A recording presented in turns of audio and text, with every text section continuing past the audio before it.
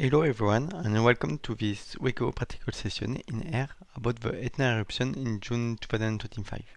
My name is Simon Millet, I'm scientific engineer at Noveltis in France and I will be your trainer during this session in R. You will use the Jupyter Notebook to see Etna eruption in R. You will also have a closer look at some WEGO's products, their structures, format, variable and how to explore and plot them. Notebook is composed of different cells and some of them, like this cells, have the code inside. So to run the code you can use this button here, or you can use the keyboard shortcut Shift Enter. It is not here, and if for any reason the kernel is not working, you can click here to restart the kernel. So during this session, we will see Sentinel 5P image. So we will plot sulfur dioxide. Then we will use Sentinel-2 data. We will plot RGB image, then NBR image. Then we will compare during the eruption and after the eruption. And finally, we will visualize wind data. And then the conclusion. So this string focus on the eruption of Etna. That is the most active, one of the most active volcano in Europe. So in June 2nd, a powerful Strombolian explosion for Etna generate vigorous lava and propel a dense plume of ash, gas and volcanic material several kilometers into the atmosphere, and it is visible by satellite and Earth observation network. So in this string we will visualize the extent of the lava. In parallel we will see the sulfur dioxide measurement from Sentinel-5P. To track the volcanic plume and estimate the amount of sulfur dioxide into the atmosphere during the eruption. Then we will use Sentinel-2 data to see the area burned by the eruption. And finally, we will use ERA5 reanalysis data, which provide comprehensive information on wind fields and atmosphere conditions that influence the dispersion of the ash and the clouds. First of all, the notebook will be set up with all necessary available tools, the libraries. So here it is a list of the libraries that is indispensable for this exercise. So there is ggplot2, it is for creating graphic. dplyr, it is a library for manipulating data. rcolorbrowers, it is a library for color palette. netcdf4, it is to interface the netcdf file format. Gridextra, it is for arranging multi-plot on a page. Lubridate, it is for date-time data. Raster, it is a package for manipulating spatial data. Arkima, it is for interpolate irregular grid. AirNatural Earth and AirNatural Earth data, it is a package to provide the map data. ASAFE, it is a library for analyze spatial vector data. gquiver, it is for creating quiver plot. And finally, scores, it is for determining graphical scores for aesthetic option.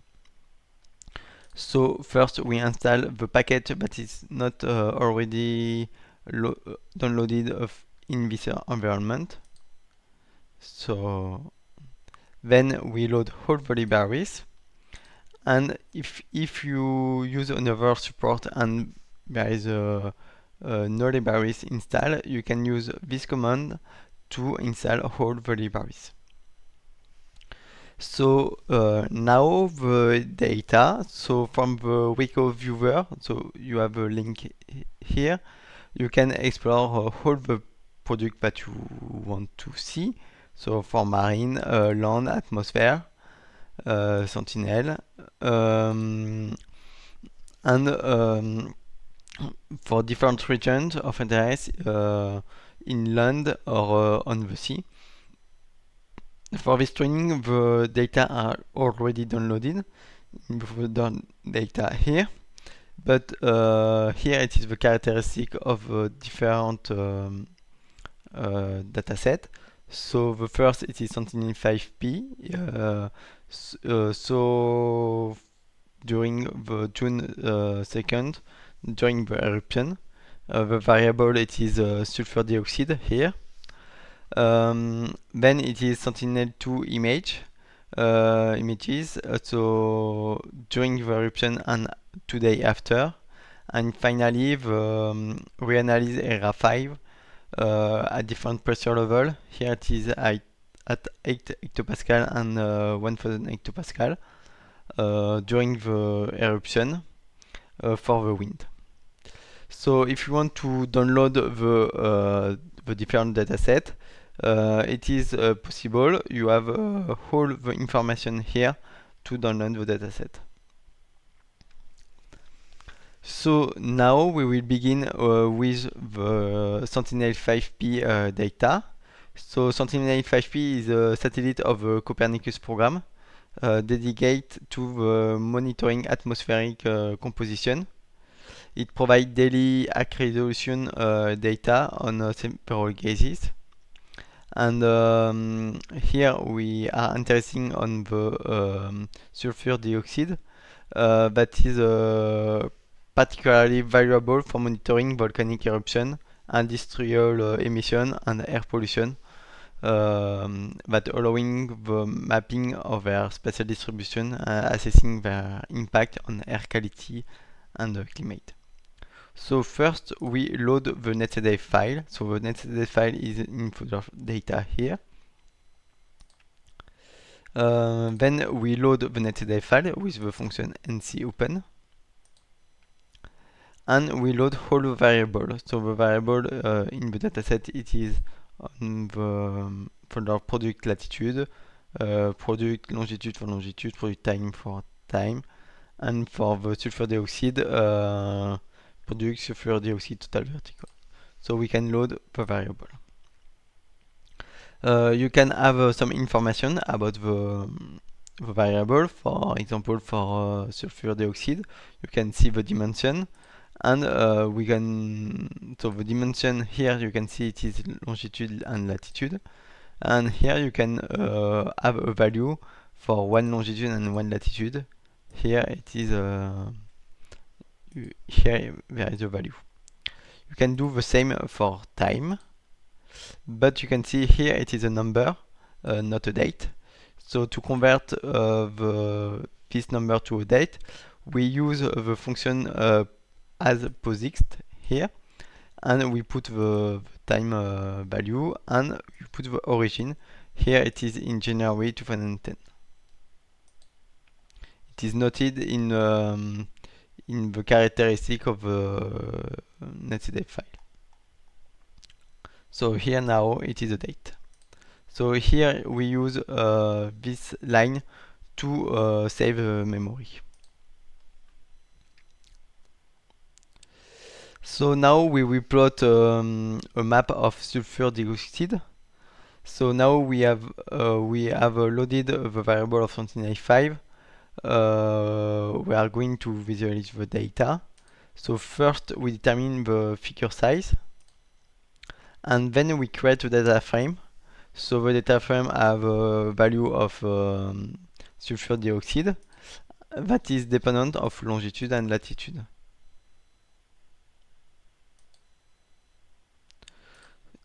So you can see here there is a longitude, latitude, and sulfur dioxide. Then we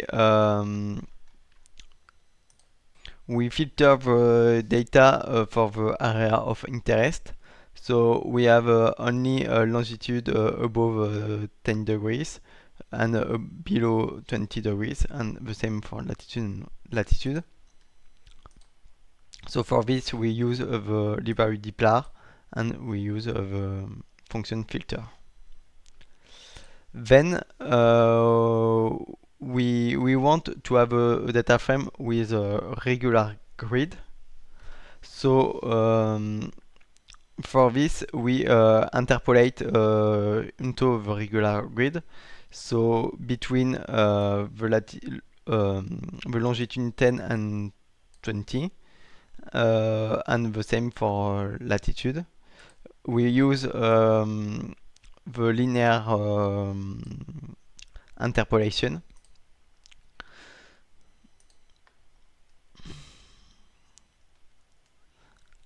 And we convert the result into a data frame, because now def it is not a data frame. So here we convert to a data frame, and you can see the value of longitude, latitude, and the sulfur dioxide.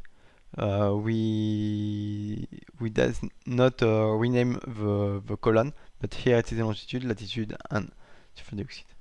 And now we create the figure. So first we create the figure directory, creating the directory.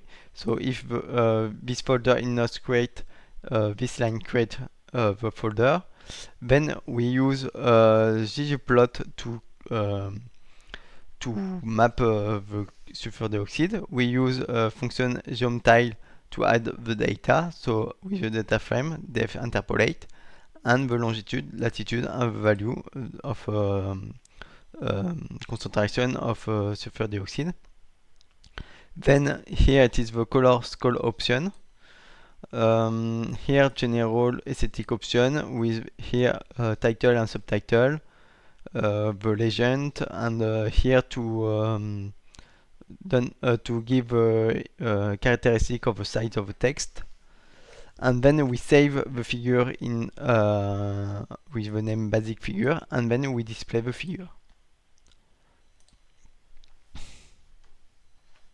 So we can see the concentration of sulfur dioxide thanks to Sentinel-5P data during the eruption. So you can see a strong concentration of sulfur dioxide that is clearly visible here, and you can see the extent of the plume around the source here, which corresponds to the smoke plume emitted during the volcanic eruption. So it is difficult to see the extent of a plume in the area of Etna. So in the next here we do exactly the same figure, but with country border. So we reproduce exactly the same figure. We first add the background maps here, and then it is the same code, but we have added two lines. First this one to add the background map, so the country borders, and the second it is here to have a map only of the region of interest. And you can see here the concentration of sulfur dioxide. You can see the plume and the extent of the plume on Sicily Island. Now we will work with Sentinel-2 data. So Sentinel-2 is a satellite mission from European Copernicus program developed by the ESA to provide high resolution optical imagery of Earth, land, surface, and coastal. So the data is composed of different bands. There is 13 bands ranging from visible to shortwave infrared. So Sentinel-2 play a key role on observing and understanding local and regional environment changes. So we will use Sentinel-2 for two dates, June 2nd and the 4th, so during and 2 days after the eruption. First, we will show the image of RGB image during the eruption. So the RGB image is composed of three colors: red, green, and blue. And combining the three bands, it represents the natural color of the scene as perceived by the human eyes. So first we load all the band with the function rast. So here there are all the band, but for RGB image we only use the three band: bit2, bit3, and bit4. Then here we create a polygon representing the area of interest. So here it is the coordinate, but it is not in the same format than the raster here. So first we create a polygon, then we convert into the SF spatial, then we transform the polygon to the same format by the raster, and finally we convert to vectors. And now we have the box of the region of interest, so the box with in good format, in the same format that the band. We can crop each Sentinel-2 bands to have only the area of interest. So we put the vector here with the crop function. So now the bands are only the area of interest and not all the band of the data. So now we combine the three colors, so red, green, and blue bands, to create the RGB image. And then here it is to perform contrast, and then we plot the image. So you can run the sales, and you can see Sentinel-2 RGB image of during the Etna eruption.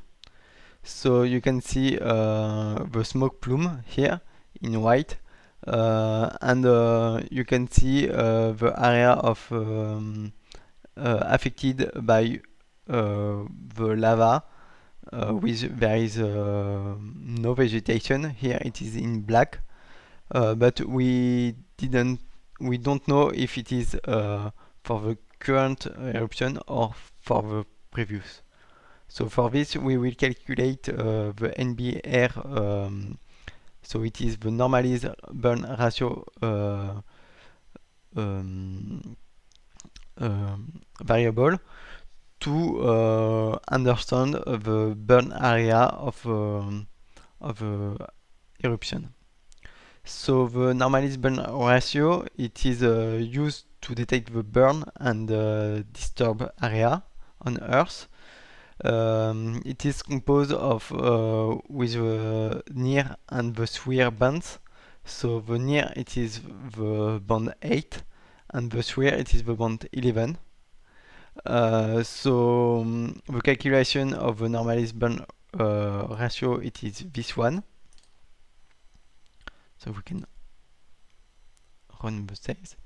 And now, because we have seen there is some smoke or cloud, we create a cloud mask thanks to the variable LCL. It is one of the band of data that is a classification of lower.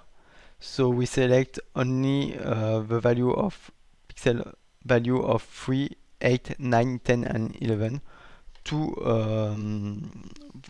for our cloud mask. Then here we apply the clone mask on the NBR value. So we put mask of NBR value, we put the clone mask. And we crop the NBR of the area of interest. And then we can plot the NBR. So you can see different colors of the NBR. The white color, it is for cloud because of cloud mask. There is many value below 0, so it is area that it is burned or it is affected by volcanic ash. And the value above 0.2, it is showing the area with healthy vegetation, but the value are very limited. So here it is an area with a few vegetation. So now we will compare between during and after the eruption. So first we will compare the RGB image and then we will compare the NBR. So we will load the dataset, all the bands for the 2 days after the eruption. It's exactly the same code that we have seen before.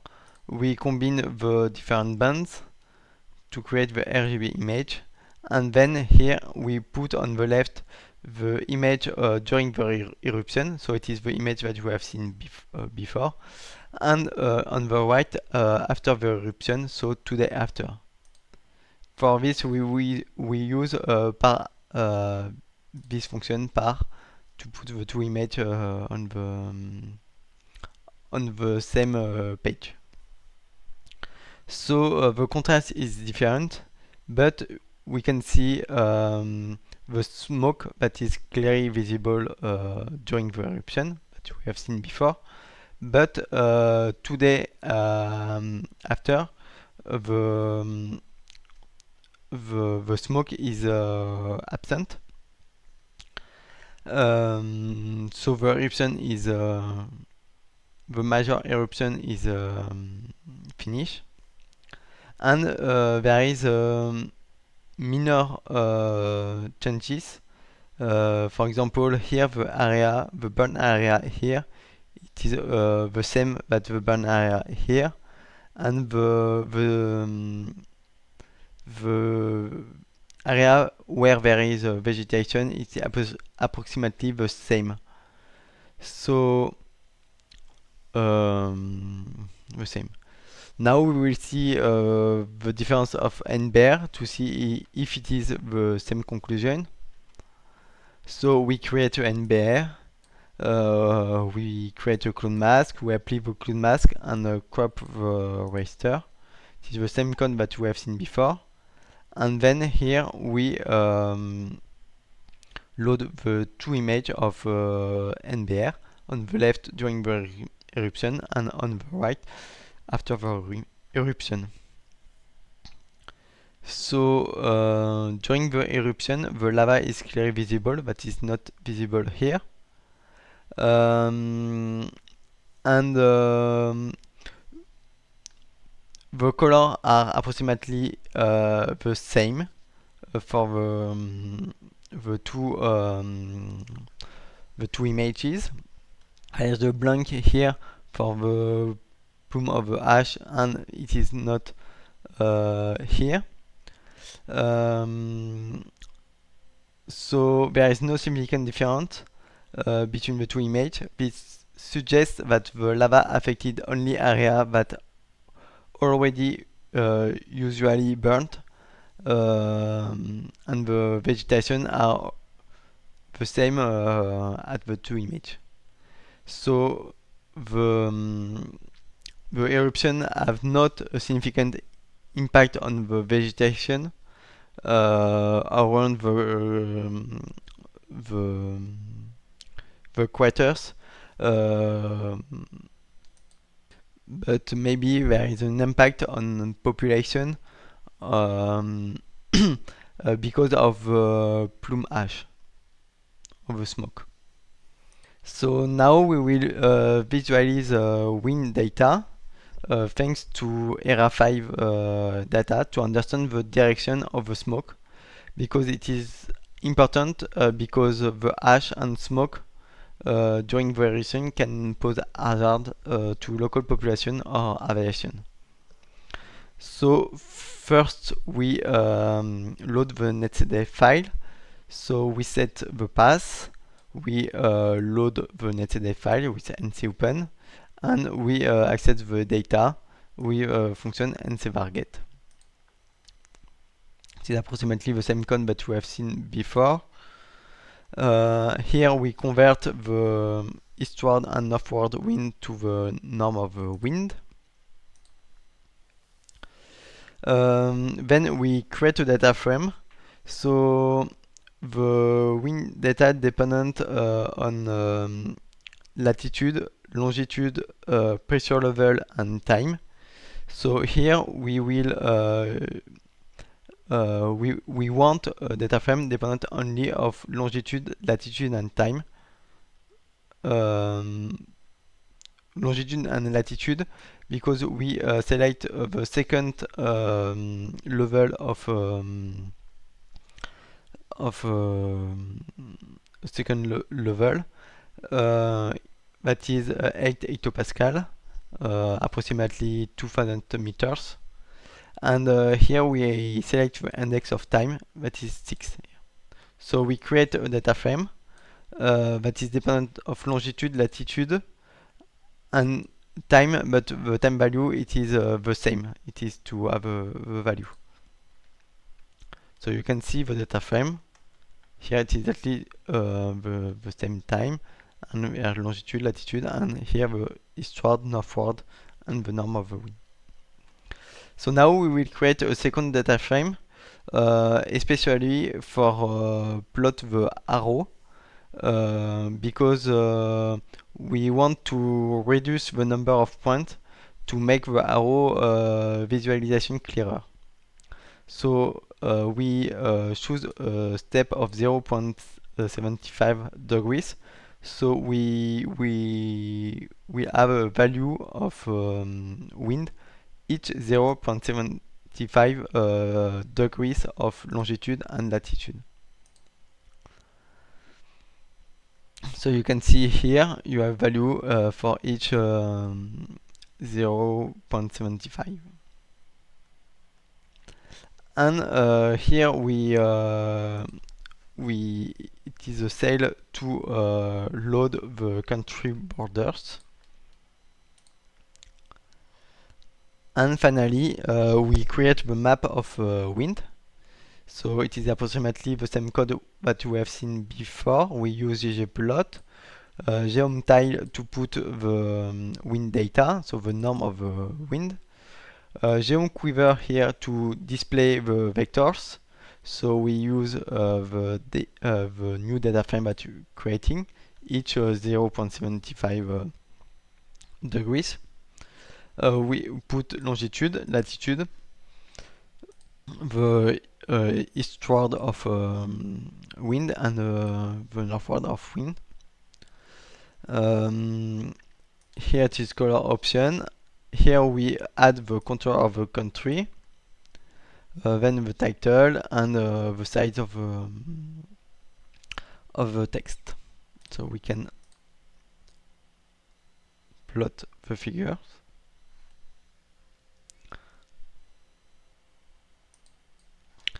And you can see the wind speed at 8 hectopascal. So the wind is not very important, but you can see the direction of the wind, and we understand why the plume go to the southwest. The ash plume go to the southwest because of the wind. So it is different image can be produced at different time step to follow the evolution of the smoke and to understand uh, where the plume go. And it will be interesting to do the same analysis at different altitude to study how the smoke move through different lower atmosphere. So if you want, you can try to follow the plume. Now the training is finished. You have successfully completed this tutorial on using Wakehouse product to evaluate the Etna eruption. I hope you enjoy this training and to and food useful information in it. So if you want to change or modify the support, you can and try to see over